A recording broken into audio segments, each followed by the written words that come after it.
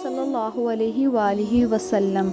अबू तालिब एक बार ज़िल हिज्जाज के मेले में गए। ये जगह अरफात से तकरीबन 8 किलोमीटर दूर है। उनके साथ रसूल सल्लल्लाहु अलैहि वालिहि वसल्लम भी थे। ऐसे में अबू तालिब को प्यास महसूस हुई। उन्होंने आपसे कहा, भतीजे मुझे प्यास लगी है। ये बात उन्होंने इसलिए नहीं कही थी कि आपके पास पानी था, बल्कि अपनी बेचैनी जाहिर करने के लिए कही थी। चचा की बात सुनकर आप फौरन सवारी से उतर आए और बोले, चचा जान आपको प्यास लगी है? उन्होंने कहा, हाँ भतीजे प्यास लगी है। ये सुनते ही आपने एक पत्थर पर अपना पाँव मारा।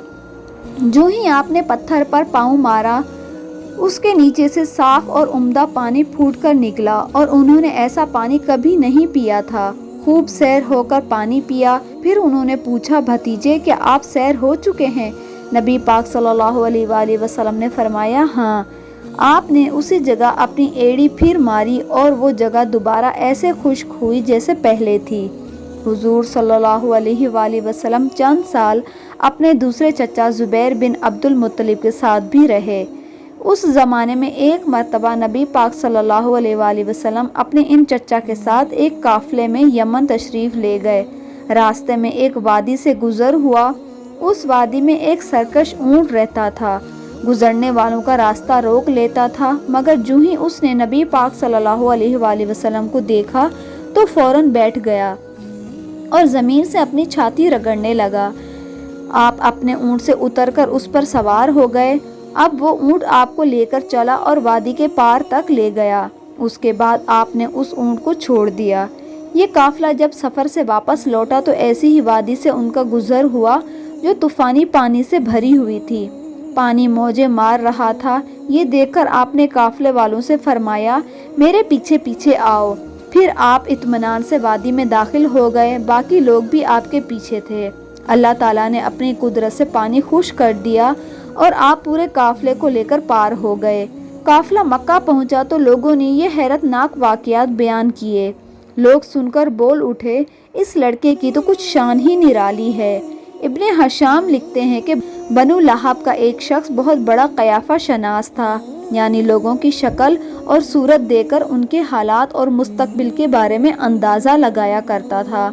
मक्का आता तो लोग अपने बच्चों को उसके पास लाते और वो उन्हें देखकर उनके बारे में बताता था। एक बार ये आया तो अबू तालिब आपको भी उनके पास ले गए। उस वक्त आप अभी 9 उम्र लड़के ही थे। कयाफा शनास ने आपको एक नज़र देखा, फिर दूसरे बच्चों को देखने लगा। फारिग होने के बाद उसने कहा, इस लड़के को मेरे पास लाओ। अबू तालिब ने यह बात महसूस कर ली थी कि कयाफा शनास ने उनके भतीजे को अजीब नज़रों से देखा है, लिहाजा वो आपको लेकर वहाँ से निकल आए। जब कयाफा शनास को मालूम हुआ कि वहाँ वो मौजूद नहीं है तो वो चीखने लगा, तुम्हारा बुरा हो, उस लड़के को मेरे पास लाओ जिसे मैंने अभी देखा है। अल्लाह की कसम वो बड़ी शान वाला है।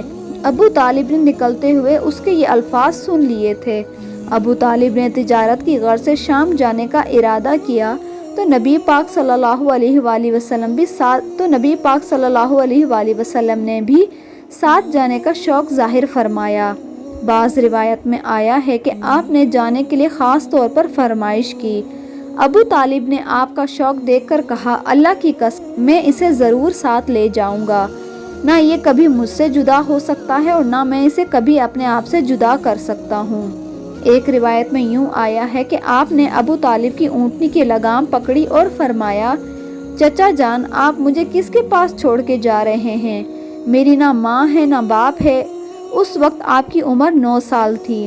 आखिर अबू तालिब आपको साथ लेकर रवाना हुए और आपको अपनी ऊँटनी पर बिठाया। रास्ते में ईसाइयों की एक इबादत गाह के पास ठहरे। खानकाह के राहिब ने नबी पाक सल्लल्लाहु अलैहि वसल्लम को देखा तो चौंक उठा। उसने अबू तालिब से पूछा, ये लड़का तुम्हारा कौन है? उन्होंने जवाब दिया, ये मेरा बेटा है। ये सुनकर राहिब ने कहा, नहीं ये तुम्हारा बेटा नहीं हो सकता। ये सुनकर अबू तालिब बहुत हैरान हुए। क्या मतलब, ये मेरा बेटा क्यों नहीं हो सकता? ये मुमकिन ही नहीं कि इस लड़के का बाप जिंदा हो। ये नबी है। मतलब ये था कि उनमें जो निशानियां थी वो दुनिया के आखिरी नबी की हैं। उनकी एक अलामत ये है कि वो यतीम होंगे। ان کے باپ کا انتقال اسی زمانے میں ہو جائے گا جبکہ وہ ابھی پیدا ہونے والے ہوں گے۔ اس لڑکے میں آنے والے نبی کی تمام علامتیں موجود ہیں۔ ان کی ایک نشانی یہ ہے کہ بچپن میں ان کے والد کا انتقال ہو جائے گا۔ اب ابو طالب نے اس راہب سے پوچھا، نبی کیا ہوتا ہے؟ راہب نے کہا، نبی وہ ہوتا ہے جس کے پاس آسمان سے خبریں آتی ہیں، پھر وہ زمین والوں کو ان کی اطلاع دیتا ہے۔ تم یہودیوں سے اس لڑکے کی حفاظت کرنا۔ اس کے بعد ابو طالب وہاں سے آگے روانہ ہو گئے۔ راستے میں ایک اور راہب کے پاس ٹھہرے۔ یہ بھی ایک خانقاہ کا عابد تھا۔ اس کی نظر بھی نبی پاک صلی اللہ علیہ وآلہ وسلم پر پڑی تو یہی پوچھا، یہ لڑکا تمہارا کیا لگتا ہے؟